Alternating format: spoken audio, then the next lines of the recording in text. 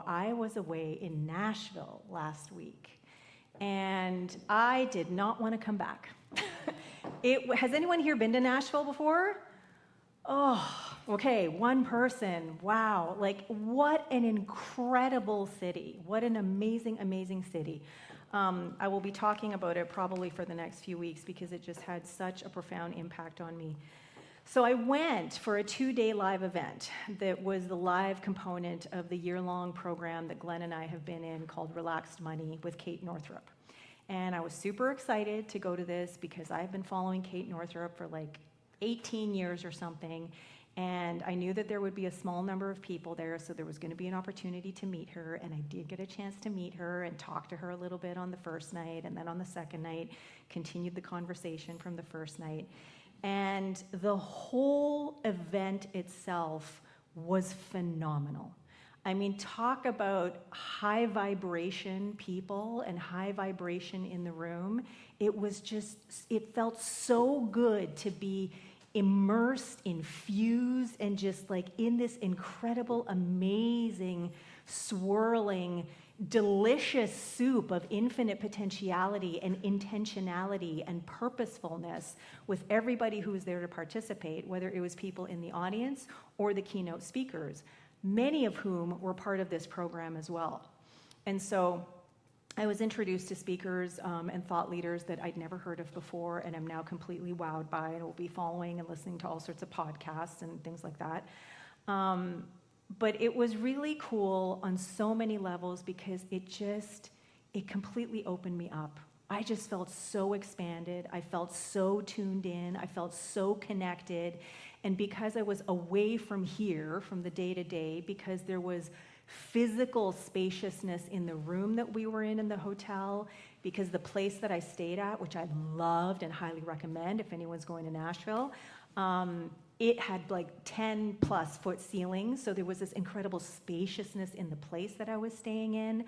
And it was very central, so I walked everywhere, and the streets are very spacious, the sidewalks are big. It was just spacious, spacious, spacious, spacious.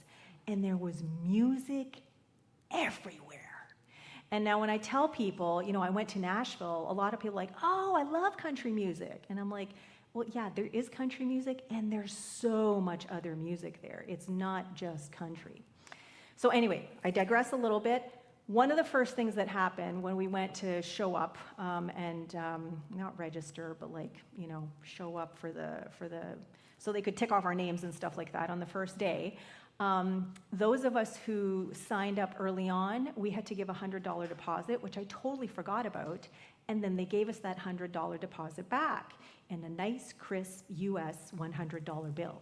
And so I thought, oh, I'm going to just stick this in my wallet, and I'm going to walk around with this US $100 bill. It's going to like feel so good.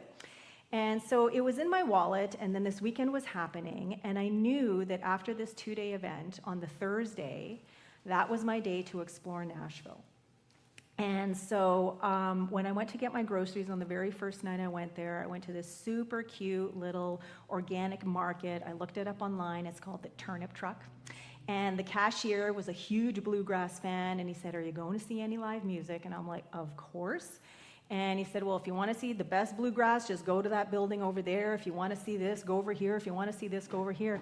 But really, the best and easiest thing to do is just walk up and down Broadway. And if you hear something you like, just walk into the bar and listen. And I'm like, okay, all right, I'll do that. And so Thursday was the day that I got to do that. And so I got to Broadway at about 2:30 or 3 in the afternoon. And for some reason, I'm like, bars, you know, maybe like at 7 o'clock, people will start playing. There are people playing in these bars all day long. Like, this street is lined with bars on both sides for blocks, and this is where musicians have their residency for, I don't know, months, a year, whatever. They play every single day for 1 or 2 sets. There's a whole bunch of different artists and bands that play in the same place, and you literally just walk up and down the street, and if you hear something, you walk into a bar. Now, the first place that I went to was a place that Glenn wanted me to go to, and unfortunately, it closed down. So the guy was telling me, yeah, they refurbished and did all this stuff and whatever, and then they only lasted 3 months. So they're closed, and I thought, well, I don't know any other place here, so I'm just going to walk into this place. And so I walked into this place, and then I saw that the band that was playing there, they had a bucket. And so I thought, oh, right, I got to give some money, right? Like, it's kind of like busking, but they're all inside in bars. And so I thought, well, do I want to break this $100 bill that I'm so excited about because it's US dollars, which is like what, 5,000 Canadian almost. And so I did end up breaking it because I thought, well, here's this money that I have. Here's this like abundance that I'm carrying. And now I get to like distribute it to, a whole bunch of different musicians and artists. And so that's what I started doing. I got it broken, and then I started walking up and down the street. And so I went to see one band in one place, and then I went to see another, and another, and another. And then later that night, I went to see this incredible 6-piece New Orleans jazz band where I stayed for like 2 full sets, and they were like this far away from me in a tiny little club that was maybe like half the size of this sanctuary. I cannot tell you how incredible it felt to just be immersed in all of that music and all of these different artists just pouring their heart and talent out with every single song, and then to be able to just spread the love with this money that I received and just be able to share it and sprinkle it all over Nashville, as I went from place to place to place to place.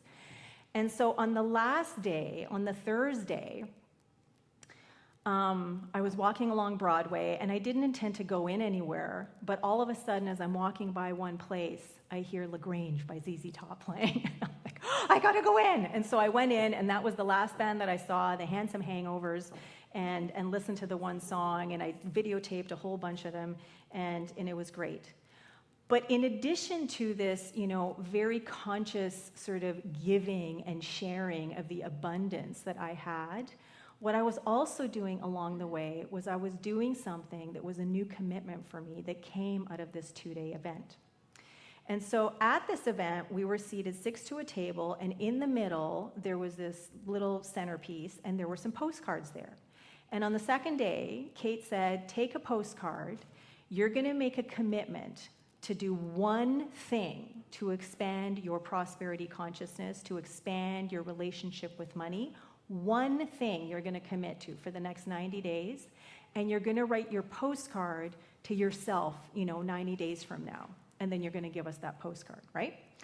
So I was thinking about it, and I got a little confused, but then I'm like, okay, I know what I'm going to do.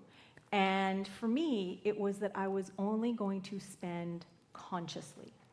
So every single purchase I was making, every single monetary transaction was going to be a conscious choice. There wasn't going to be anything that was going to be random. There wasn't going to be any of this just sort of like, buying, on the spot or whatever. And so I was walking around Nashville as I was spreading the love with all these bands, also muscle testing and all these different stores that had all these little knickknacks and gifty things, because I wanted to bring something back for Glenn, and I wanted to bring something back for our daughter Milana, and I wanted to get something for myself. I knew it was going to be a shot glass because I collect little shot glasses, and which I have like kombucha and things like that out of. And so I would be like, oh my God, Milana would love this. And I'm like, wait a minute. And then I would stand there and I would think about it, and then I would muscle test it. Nope. And I'm like, oh, okay. And then I would say, oh my God, Glenn would love this. Okay. Nope. And it just kept going again, like, no. And it was so easy. And I'm like, this is great. Like, this is such a fantastic test, because the body knows, what is life affirming and what is reactive. So eventually I got a little gift for Glenn, which was great, but I had nothing for Milana. That didn't come until I was at the airport. And it was like the perfect gift for her that I found there. So I was so proud of myself, just going around Nashville, spreading the monetary love, muscle testing on every single potential purchase, and spending money consciously, right? The whole time that I was there. And so I brought this home with me. I told Glenn, this is what I'm doing. And so since I've been back for a few days, spending money consciously. And so I was super excited because I'm like, this is the new me for 90 days for sure. And then it's going to just be this like incredible, amazing, pure automatic habit. And so the title of my talk today is Broadway, Bone Broth, and Baby Steps. Okay, now you're probably thinking, what's with the bone broth and the baby steps? Well, I'm so glad that you asked, because here's the thing.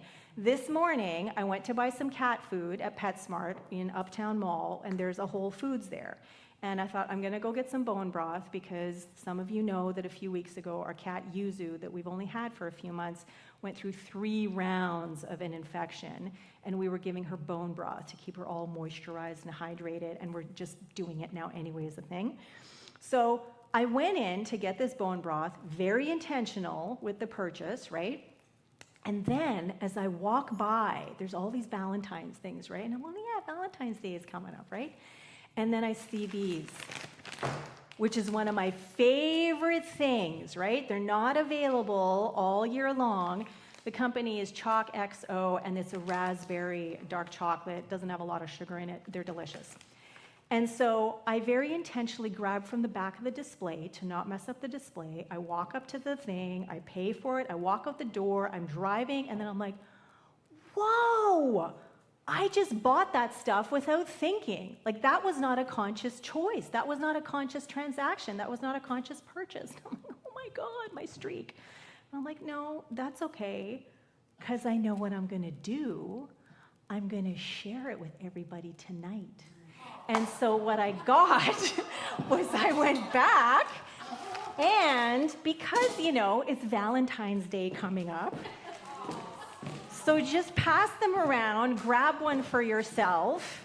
Got to open the bag. I think there's 7 in each one.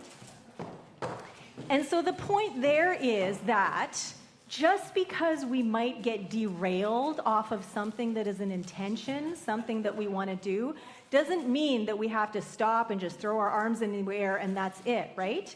And this is the same thing with life, okay? This was just a little tiny blip, but something that, turned into something that could be a beautiful illustration and a delicious illustration and a timely illustration because it is Valentine's Day in a couple of days.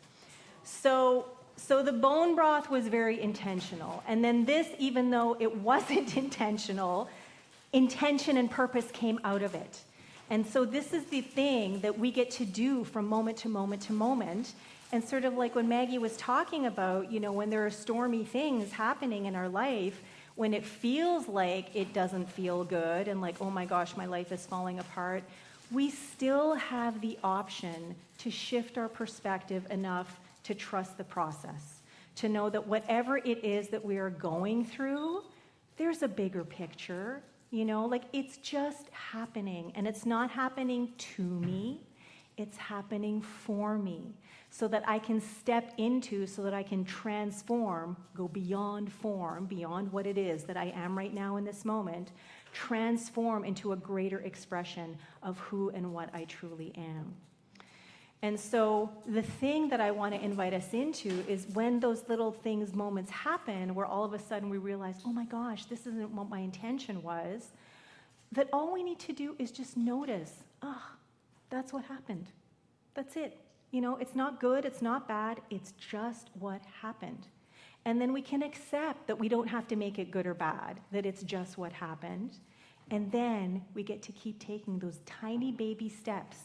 And the more we take those tiny baby steps, kind of like when I was walking around Broadway in that first bar, I'm like, I don't know. By the time I hit the 4th bar, I'm walking in there and I'm sitting down with my phone and I'm videotaping, the band, because this is what I'm doing, because it's so fun and it's such an amazing experience. And then it feels so good just giving the money, at the end, saying thank you so much for that incredible, amazing gift of music. So that's what we get to do. That's what we get to do on our path of discovery, of exploration, of transformation. And so going back to the quote that we had in meditation, transformation isn't the goal, it's the byproduct of awareness, intention, and committed action. And so here's the thing. My commitment for 90 days is about spending consciously, and it was very intentional to be about money.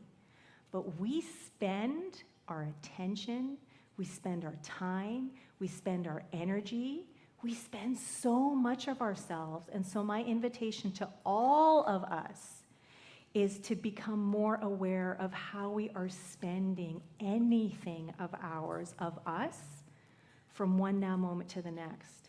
And whatever we are spending, that we become more intentional about it. Because the more intentional we are, the more committed we are, then the more aligned we are with that transformation that ends up occurring, that can only be a greater expression of who and what we are. Thank you, and so it is.